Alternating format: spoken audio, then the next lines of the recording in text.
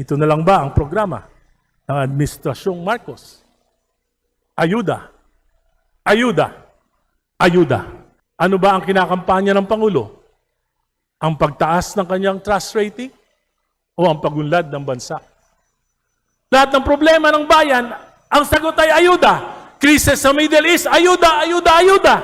Ang mga Pilipino para ng siwan tamad sa halip na mangarap at magsikap, nakanga, naghihintay ng ayix tupad. Honorable Speaker, dear colleagues, it has been almost a year since the 2025 SONA. Isang taon na ang lumipas, halos. Nang marinig natin ang mahiya naman kayo speech ni Pangulong Marcos. Isang talumpating lumika at nagmulat sa mga mamamayan sa pinakamalaking nakawan sa kasaysayan ng ating bayan. Mga multo at maanumalyang proyekto na pinondohan ng 19th Congress sa loob ng 3 taon. Pagsasabwatan ng pinakamatataas na pinuno ng pamahalaan sa Kamara, sa Senado, sa DPWH, sa DBM, at kung sino-sino pa na nagtatago sa anino ng mga makapangyarihan. Matindi ang naging babala ng Pangulo. Matapang ang kanyang salita noon. Ngunit ngayon, ang tanong ng bayan, Mr. President, ano na? Ano ba talaga ang nangyari? Ano ba ang punot dulo ng nakawang ito? Sino ba talaga ang mga nagsabwatan?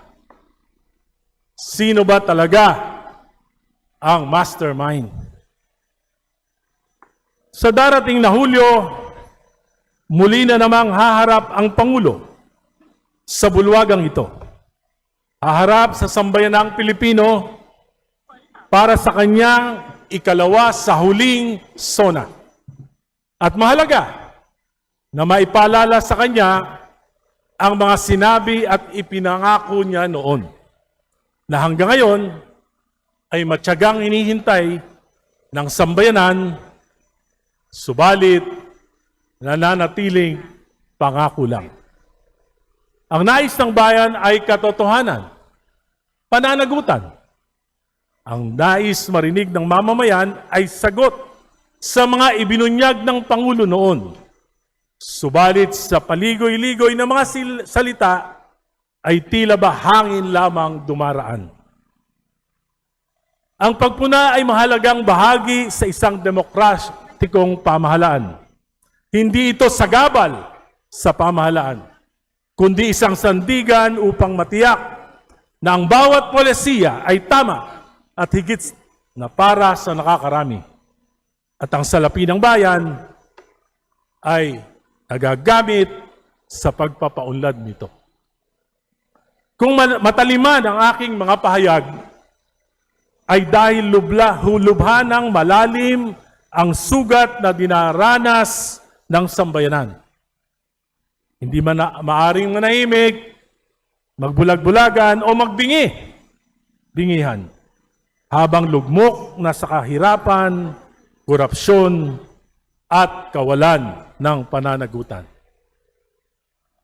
Kaya ngayong hapon, Mr. Speaker, Madam Speaker, I rise before you to reveal the true state of the nation, batay sa aking pananaw at sa mga pananaw ng maraming mamamayan, mga ordinaryong mamamayan na nakakausap ko sa araw-araw. Isang estadong kinasadlakan ng ating bayan, gawa ng kasakiman sa salapi at kapangyarihan. Naunawaan ko na ang Pangulo ay hindi naranasan gaano ang kahirapan. Kaya't narito ako para tulungan siyang maunawaan ito. Madam Speaker, after almost a year after the SONA speech of President Marcos Jr., here is the sad state of our country. Sa ekonomiya, 2025 gross domestic product, GDP, 4.4%. from the projection of 5.7%. 2025 last quarter GDP, 3%. 2026 first quarter GDP, 2.8%. 2026 whole year GDP projection, 4.1%. President Marcos, for the last 4 years, failed to realize our GDP projections. Inflation now is at 7.2%. And according to the experts, this May, aabot na ng 8% ang inflation rate. Dollar now is almost at 62 pesos. Investor confidence index is negative 23%. Bagsak ang stock market. Umangat ang antas ng unemployment. Umangat ang kagutuman. Nalulugi ang maraming negosyo, lalo na ang construction at construction supplies. Higit 18 trillion ang utang at tinatayang aabutin na ito ng 22 trilyon bago matapos ang termino ng Pangulo. Ang Administrasyong Marcos ngayon ang may pinakamalaking pag-utang sa kasaysayan ng ating bansa. 9% taon-taon ang average na pag-akyat ng utang at kalahati lang lamang ang pag-angat ng gross domestic product. Tunay na masasadlak tayo sa kahirapan. From a rising economic tiger in 2016, during the time of President Aquino, now we are back to being the sick man of Asia. Naiwanan na tayo ng ating mga kalapit na bansa. This is due mainly to corruption and the failure of the Marcos administration to address it squarely. Our neighbors survived the Middle East geopolitical tensions, as shown by their GDP and inflation rate. Pilipinas lang ang tunay na naghirap. Pilipinas lang ang patuloy na maghihirap. Sa infrastruktura at government spending, instead of sound policy reforms, what the public works did was to resort to optics. Kunwari, mag-iimbestiga. Kunwari, mag-iinspeksyon ng mga proyekto. Tinanggalan ng pondo ang lahat ng flood control projects, maging ang mga higit na kailangan. Kaya sigurado ako na ang baha, pagkawala ng buhay at kabuhayan ngayong tagulan ay mangyayari sa buong bansa. Pinababa ang material cost ng mga proyekto ng napakababa at hindi makatotohanan. Kaya 5 buwan na, wala pa ring procurement. Bagsak ang public spending, lugi ang matitinong kontraktor, lugi ang mga supplier, walang trabaho ang maliliit na construction workers. Sa edukasyon hanggang ngayon, wala pa ni isang classroom ang naitatayo. 180,000 classrooms ang backlog ng ating pampublikong paaralan. Political issues, unity. Yan ang pangako ng Pangulo bilang susi sa pag-uunlad. Ano ang nangyari? Away sa Vice President, awayan sa Senado, damay ang hudikatura, nahati ang mga Pilipino. May dilawan, may pulahan, may DDS, may DDH, nag-iinsultuhan, nagmumurahan, parang ang mga grupo naging kulto ng pare-pareho. Ang presidential spokesperson, araw-araw may inaaway. Ito na lang ba ang programa ng Administrasyong Marcos? Ayuda, ayuda, ayuda. Higit 8 bilyon para sa mga barangay. 200,000 pesos kada isa sa 42,000 barangays ng bansa. Makatwiran ba ito? Equitable ba ito? Kailangan ba ito? Namomonitor ba kung tama ang paggasta nito? Hindi para itong salapi na isinaboy sa hangin. 50,000 ang populasyon ng isang barangay, makakatanggap ng 200,000. Yung isang barangay, 1,000 lang ang populasyon, makakatanggap ng 200,000. Where is the equitability?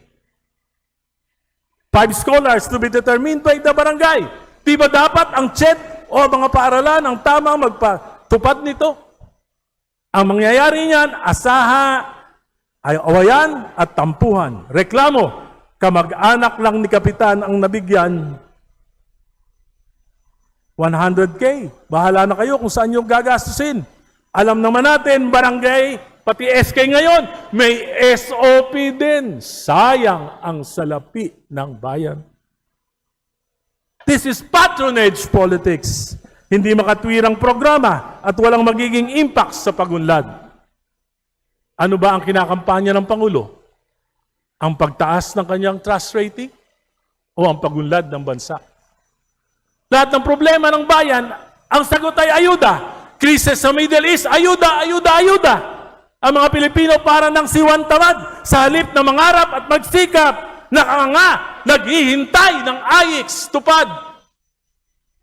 Nakatanggap ng 5,000, ilang araw lang, ubus na. Ano gagawin? Nga uli. Pag dumaan sa barangay ang 5,000, nako, 2,500 na lang ang may bibigay sa tao. Pag matakaw yung barangay captain, 1,500 na lang.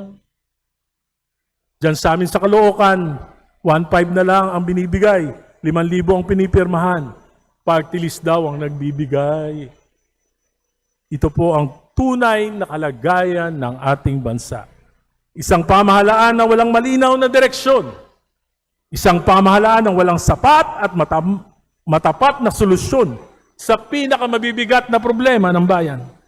Isang pamahalaan na tila naubusan na ng vision para sa kinabukasan. Isang pamahalaan na halos hindi na makapagbigay ng pag-asa sa sambayanang Pilipino. Can we say that what is happening to our country today is the consequence of a failed presidency?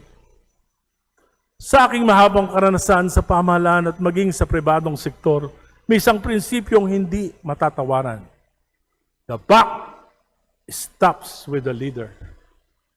Hindi natin mahanap ang kalinawan at solusyon kung patuloy tayong magbubulag-bulagan sa tunay na nangyari sa halos 4 na taon ng Administrasyong Marcos.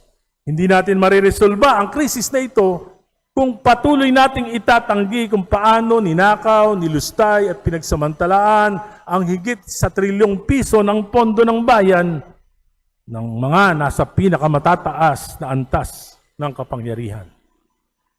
Kaya hanggang ngayon, kababago-bago ang naratibo. Iba-iba ang palusot, iba-iba ang itinuturo. May ICI investigation, may ombudsman, may panukalang Independent People's Commission, may Senate Blue Ribbon Report na pinag-aawayan pa hanggang ngayon sa Senado. Ngunit ang malinaw, ito ay cover-up. Cover-ups will require a series of cover-ups. At habang nalulunod tayo sa palusot, kasinungalingan at pagtatakip, lalong mababaon sa kumunoy ng kahirapan ng ating bayan. At sa huli, ang tunay na biktima ay hindi ang makapangyarihan. Ang tunay na biktima ay ang mamamayang Pilipino na ang tanging pagkakamaliwa ay nagtiwala at bumoto sa atin. Madam Speaker, mahal natin ang ating bayan. I rise today not merely to blame, but to warn. Not merely to criticize, but to confront the truth. Sapagkat hindi na tayo maaring magpatuloy sa kasinungalingan. Hindi na tayo maaring magpanggap na normal ang lahat habang nasusunog ang bahay ng ating bayan. Our problem is not merely economic. Our problem stems from the kind of politics that we have allowed to dominate our country. Politics of patronage, politics of dynasties, politics of corruption, politics of convenience, and politics without accountability. I decided to deliver this press-sona speech to help President Marcos and this government face the issues squarely. Kailangan natin maging tapat sa bayan. Hindi mangyayari ang nakawan sa ganitong kalaking kung walang pagpayag, pagkukonsinti o pakinabang ang mga nasa pinakamatataas na pwesto ng kapangyarihan. In my petition before the Supreme Court regarding the constitutionality of unprogrammed appropriations, lumabas ang mga saro para sa flood control projects, bilyon-bilyon, under the UA na may pagpayag ang Pangulo. Ang ating Pangulo ang may pangunahing may pananagutan sa problemang ito. Alam ko, maging ang ating Vice President may ambag sa kaguluhan na nangyayari sa ating bayan. Marami sa Senado ang nakipagsabwatan, nanahimik habang nangyayari ito. Kaya ngayon, yan yung punot dulo ng pinag-aawayan nila dyan.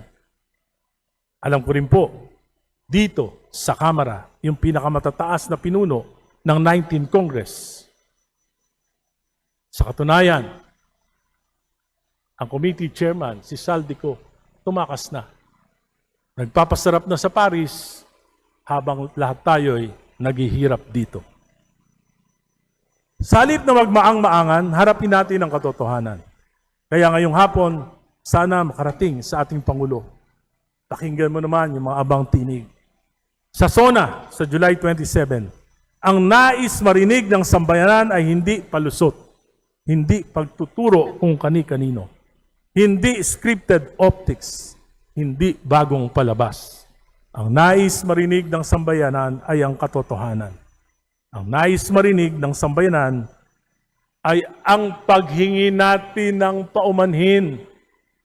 Ang nais marinig ng sambayanan ay malinaw na plano kung paano wawakasan ang krisis na ito at kung paano ang ating mga pananagutan.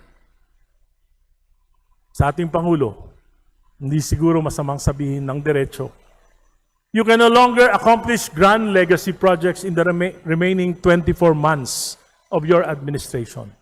At sa bigat ng kalagayan ng ating ekonomiya, mahirap paniwalaan na may sino man sa pamahalaan na kayang agad baliktarin ang ating economic situation.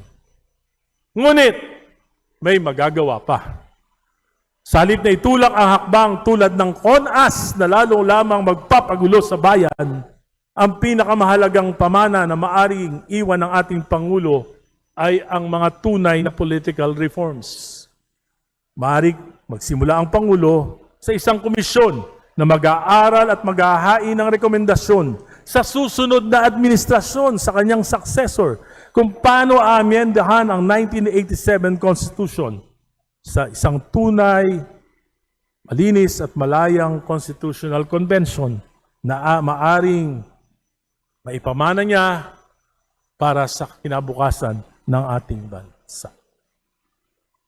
Maaring bumuo rin ang Pangulo ng isang independent commission para turuwiran ng wakasan ang problema natin dito sa infrastructure at budget anomalies. Hindi para magtakip, kundi di bali nang wag na magparusa, matukoy na lang yung katotohanan para matiyak na hindi na ito mauulit sa kinabukasan. Maaring bigyan ng Pangulo ng maayos na pamahalaan after his term. Kung mabibigyan niya tayo ng mabuting mga leader sa susunod. Sa pamamagitan ng pagsulong ng mga reformang elektoral. Kabilang po dito, buong pakumbabakong minumungkahi na sana lahat tayong mga politiko, lahat ng kakandidato sa 2028, kailangan mag-submit tayo ng sinumpaang platform of government na pangangatawanan natin. At bukod doon, dapat para mabigyan natin ng political maturity, mayangat natin ang antas ng kamalayan ng ating mga botante, dapat mandatory ang debate sa lahat ng mga kakandidato. Kahit sino ka man, dapat humarap ka sa debate para malaman ng tao ang iyong kakayahan. At least sa Panguluhan, dapat 3 beses magdedebate. Sa pangalawang Panguluhan, dapat 2 beses man lang. dapat pati senador, dapat pati kongresista, dapat pati mga governor, dapat pati mayor humaharap sa debate upang maiangat natin ang kamalayan ng ating mga botante. At panguli, maaring magpakumbaba ang ating Pangulo. May mas mahalaga sa pag-aaway. May mas mahalaga sa kapangyarihan. Gaano man nagkasakitan na, dapat ang manguna ay yung kapakanan ng bayan. Dapat manguna na ang Pangulo upang yakapin ang kanyang mga kalaban. Mr. President, sa July 27, taimtim akong makikinig sa iyo. Kasama ang buong sambayan ng Pilipino. Tama na po ang optics. Tama na ang palabas. Tama na ang denial. Tama na ang cover-up. Be honest, Mr. President. Be sincere. Confront the truth. Lahat pwedeng pagsisihan. Lahat pwedeng magkapatawaran. Ang mahalaga, ang katotohanan. At sa huling 24 na buwan ng iyong pamumuno, Mr. President, mag-iwan ka ng kahit isang bagay na maaasahan ng sambayanang Pilipino. Hindi na legacy project ang hinahanap ng bayan. Katotohanan, pananagutan, reforma, at pag-asa. Salamat po.